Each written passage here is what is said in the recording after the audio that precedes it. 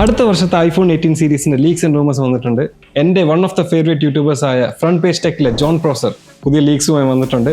ഒരു bad news ഉണ്ട്, ഒരു എക്സൈറ്റിംഗ് ന്യൂസ് ഉണ്ട്. നമുക്കതെല്ലാം നോക്കാം. ഇതാണ് സ്റ്റാൻഡ് ഔട്ട് ടെക്. ഞാനാണ് അഖിൽ. പവർ ഓൺ ചെയ്ത് തുടങ്ങാം. ആദ്യം തന്നെ നമുക്ക് ആ ബാഡ് ന്യൂസും കളയാം. അടുത്ത വർഷത്തെ ഐഫോൺ 18 സീരീസിൽ ആകെ 3 ഫോൺസ് വരുന്നുള്ളൂ.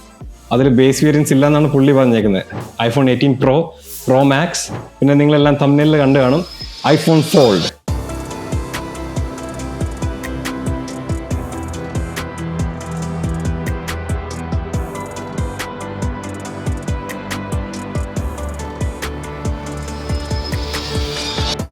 Yes guys, finally apple fold ഇറക്കാൻ പോകുന്നു. ഇതാണ് ആക്ച്വലി എക്സൈറ്റിംഗ് പാർട്ട്. ആപ്പിൾ 2 സ്റ്റൈലിൽ ഫോൾഡും ട്രൈ ചെയ്തു.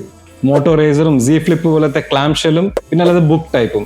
അവർ രണ്ടും ടെസ്റ്റ് ചെയ്തിട്ട് അവർ ഫൈനലി ഡിസൈഡ് ചെയ്തത് ബുക്ക് ടൈപ്പാണ്. ഈ ഡിസൈൻ കണ്ടപ്പോൾ എനിക്കൊരു ഗൂഗിൾ ഫോൾഡിന്റെ ഫീൽ വന്നിട്ടുണ്ട്. എന്തായാലും ആപ്പിൾ പുതിയ ഫോൾഡ് കൊണ്ടുവന്നപ്പോൾ അത് അവരുടെ സ്റ്റൈലിൽ തന്നെ അവർ കൊണ്ടുവന്നു.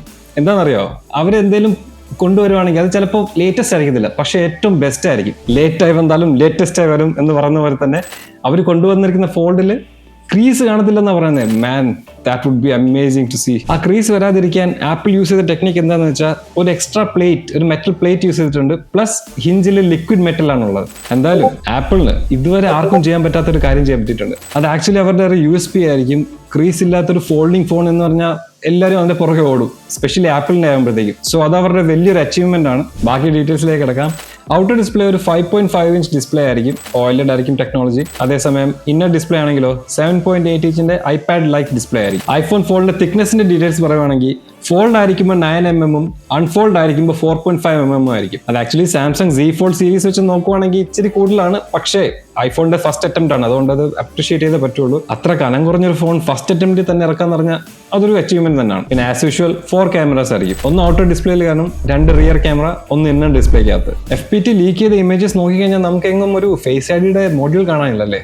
എന്താണെന്നറിയോ, കാരണം ഇത്തവണ ഫേസ് ID ഇല്ല, ഇതിൽ വരുന്നത് ടച്ച് ID ആണ്. യെസ് ഗൈസ്, ടച്ച് ID തിരിച്ചു വരികയാണ്. പവർ ബട്ടണിലായിരിക്കും ടച്ച് ID ഇംപ്ലിമെന്റ് ചെയ്യുന്നത്. പവർ ബട്ടൺ ഫോണിന്റെ ടോപ്പിലായിരിക്കും വരാൻ പോകുന്നത്. പഴയ ഐഫോണിൽ അങ്ങനെ ആയിരുന്നു, ഫോണിന്റെ ടോപ്പിലായിരുന്നു ഈ പവർ ബട്ടൺ ഇരുന്നത്. ഐഫോൺ ഫോൾഡിലും ടോപ്പിൽ തന്നെയാണ് പവർ ബട്ടൺ വരാൻ പോകുന്നത്. ആ പവർ ബട്ടണിൽ തന്നെ ആയിരിക്കും ടച്ച് ID. പിന്നെ സെല്ലുലാർ സർവീസസിന് വേണ്ടി ആപ്പിളിന്റെ തന്നെ പ്രൊപ്രൈറ്ററി മോഡമായ C2 മോഡംസ് ആയിരിക്കും വരാൻ പോകുന്നത്. പിന്നെ ഇംപ്രൂവ്ഡ് ബാറ്ററി ടെക്നോളജി ആയിരിക്കും. 2 ബാറ്ററി ഒബ്വിയസ്ലി കാണും, 2 പാനൽ ഉണ്ടല്ലോ, അപ്പോൾ 2 ബാറ്ററി എന്തെങ്കിലും കാണും. എക്സ്റ്റൻഡഡ് ബാറ്ററി ലൈഫ് ആയിരിക്കും കിട്ടാൻ പോകുന്നതെന്നാണ് പറയുന്നത്. ആപ്പിളിന്റെ ഫോൾഡിൽ ഫസ്റ്റ് അറ്റംപ്റ്റ് ആയതുകൊണ്ട് കളർ ഓപ്ഷൻസ് ലിമിറ്റഡ് ആണ്, ജസ്റ്റ് ബ്ലാക്ക് ആൻഡ് വൈറ്റ്. പിന്നെയാണ് പ്രൈസിങ്.